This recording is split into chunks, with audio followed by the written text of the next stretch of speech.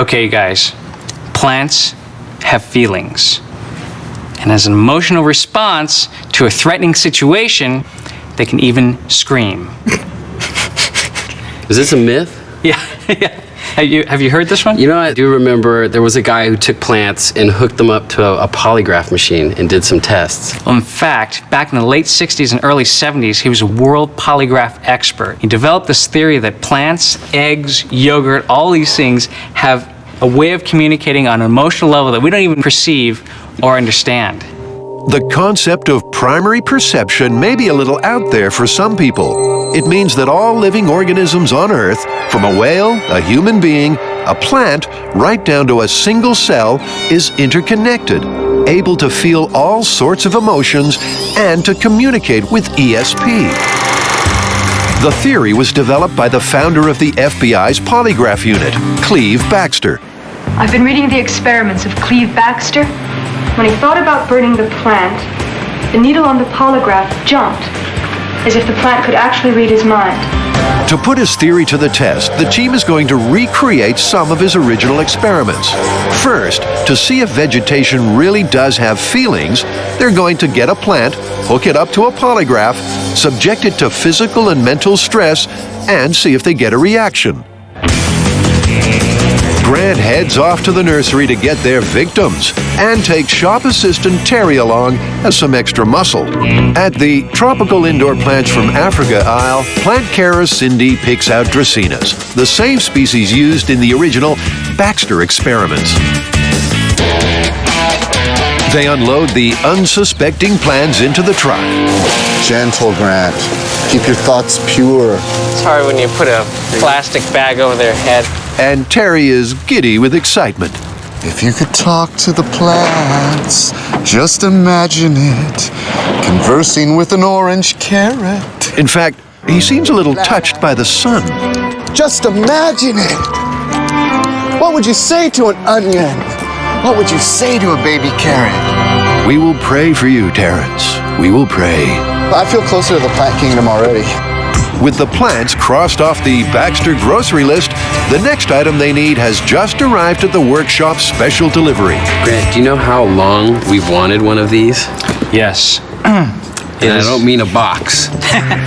One genuine Stolting 22600. Oh, I hear something rattling already. The same model polygraph used in the, you guessed it, original Backster experiments. Oh, sweet. But before they hook up their new plaything to a plant, they have to test it. What I'm about to do now is prep the machine to hook up to Tori so that we can see if it's working. Tori is already breaking a sweat. Why am I nervous? This is ridiculous. Detective Imahara begins. Do you drive in the state of California?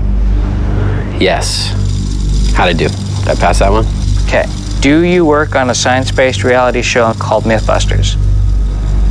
I mean, you can call it work. Have you ever lied about your age? Absolutely not. They check the results, and Tori is caught like a rat in a trap. Number 6, have you ever lied about your age? Your galvanic skin response peaked there. What I said no, right? I did. Yeah, I said no, but because I have lied about my age before. Yeah.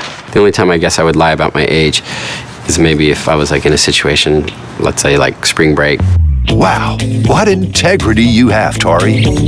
You got some questions? Burning questions. Just relax. To make doubly sure the polygraph is working right, it's Grant's turn to take some heat. Do you find quantum physics easy for you? No. Has your GPA ever dropped below a 4.0? Yes. Have you ever made or wanted to make a female robot? Answer the question, Mr. Imahara. It's a simple question, Grant. No. Grant says no, but the needle says yes, yes, yes. When I asked Grant about whether or not he'd ever wanted to or built a female robot, the needle went off the chart, and I'm a little disturbed by that. So the machine has exposed Tori as being sensitive about his middle age, and Grant has a thing for replicants. Seems like the polygraph has detected their secrets and lies just fine. So now they can go ahead and hook it up to a plant. All right, Grant, I got our guinea pig.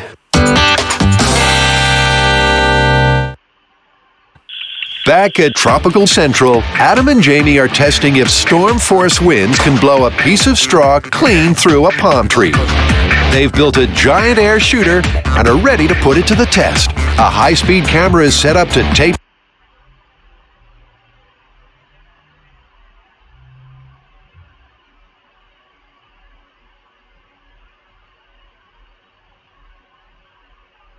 can reach 318 miles per hour, the world record wind speed. Let's fire up They charge the air compressor up. from here. They check their numbers.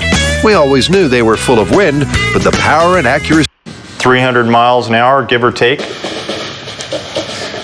It's almost like we knew exactly what we were doing. breathe at 'em. They've ordered you a beautiful new tree. Still to come, Jamie and Adam rock the palm like a hurricane. I love this job. But next, things get freaky when the team persecutes plant life.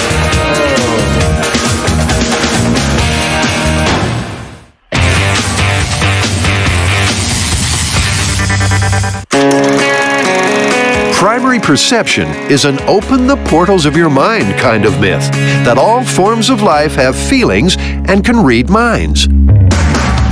Recreating the experiments of primary perception guru Cleve Baxter, Grant and Tori are using a polygraph. Their first test is going to be on this plant. To help block out any accidental electrical interference that could affect the polygraph, like a cell phone going off or a plane flying overhead, they're going to conduct the test inside a shipping container. I'll take it into the container, which we know acts as a really good shield from radio frequency interference.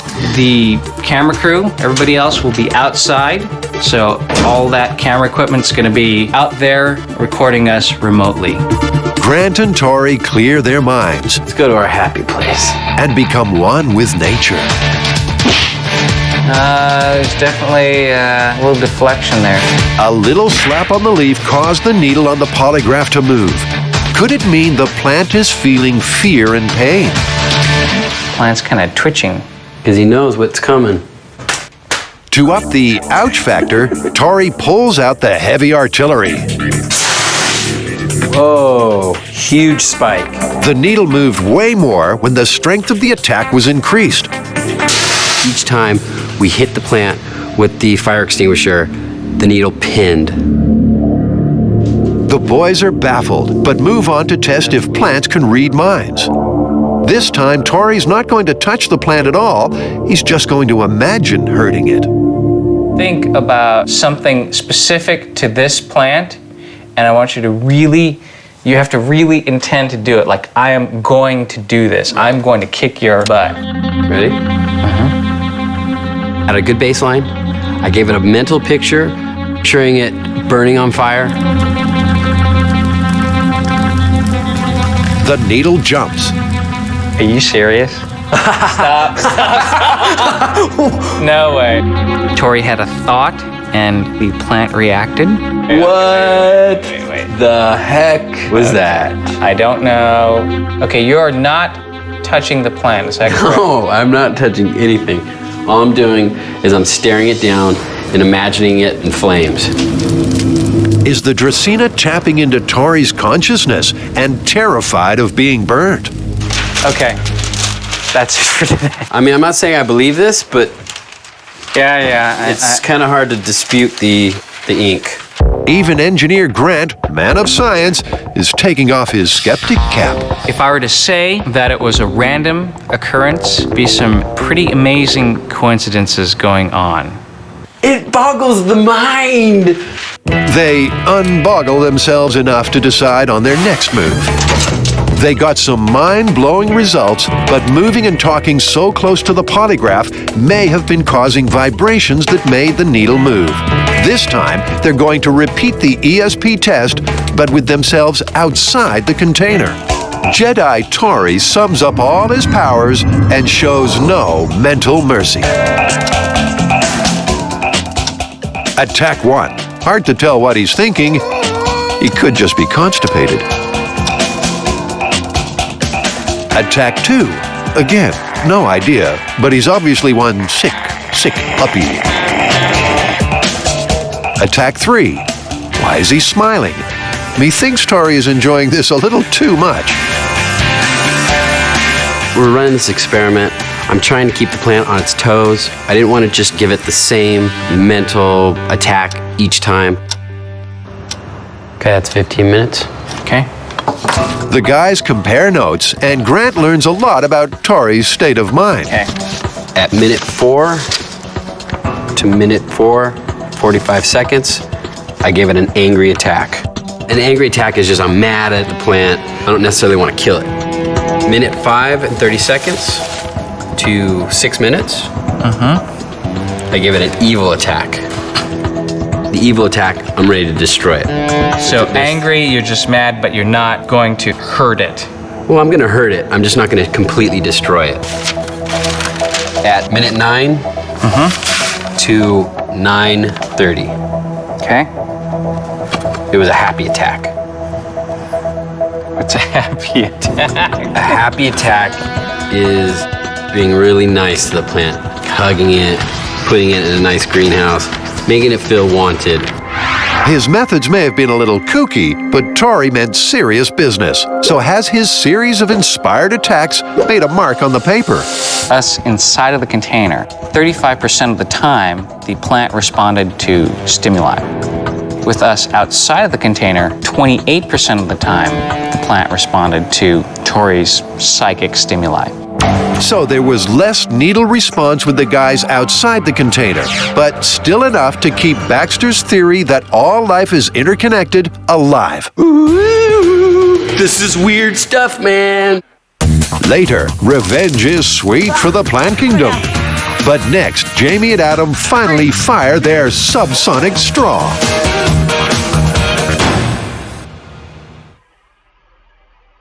Remember, don't try this at home. We've got years of experience that keeps in 320 miles per hour. This shot's just beautiful. It was a great shot, but that means even the highest wind speed ever recorded wasn't enough force to push the straw through the trunk. But this myth isn't blown away yet. To test the myth of primary perception that all life has feelings and the power of ESP, Grant and Tori hooked a plant to a polygraph, attacked it physically and mentally, and the plant seemed to react. Could they be on their way to confirming this out-of-the-ordinary myth? So how are you guys going with this experiment? I leave you guys alone for 2 seconds and you've proven plants have feelings. Well, I mean, we've been getting some weird results. There's some kind of correlation between my thoughts in the plant and the polygraph machine. So what do you guys plan to do to further this kooky experiment? Ever resourceful Grant's got a plan.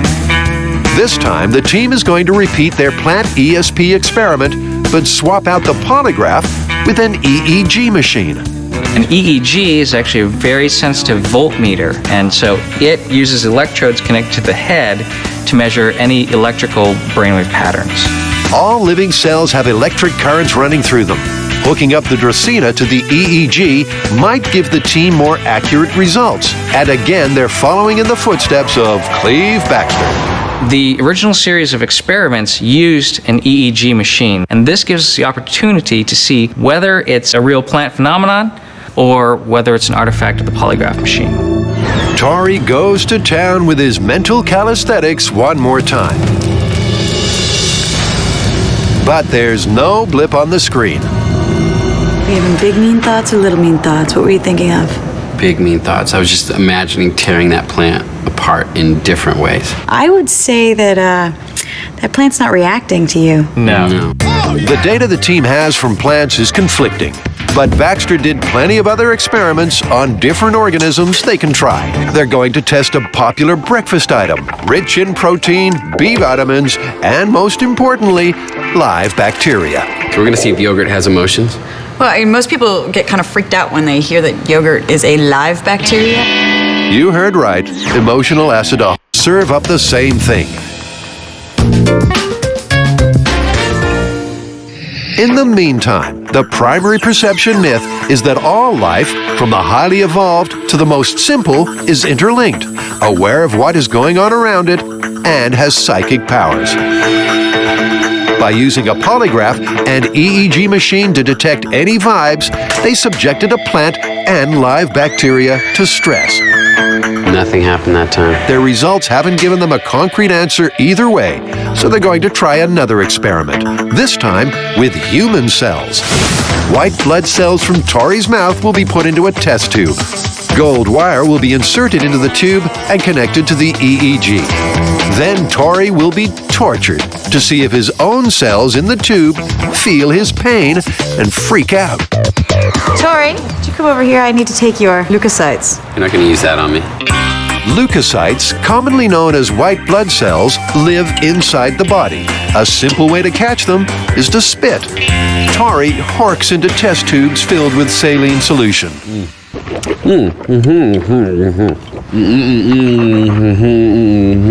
With my mask in your mouth, this is probably a really great audio moment. Go. Proud of his Italian heritage, Tori may be, but his display doesn't exactly rival the beauty of the Trevi Fountain. Fresh. I think you have to close your eyes so you don't expect it. Mistress Carrie is going to inflict physical pain on Tori using a stun gun. Close your eyes. Stun guns emit electric currents, so they move Carrie far enough away that when she turns it on, it won't cause interference on the EEG. That's pretty good. Out of range, she's ready to fry her friend. Do not try this at home. These devices do hurt bad.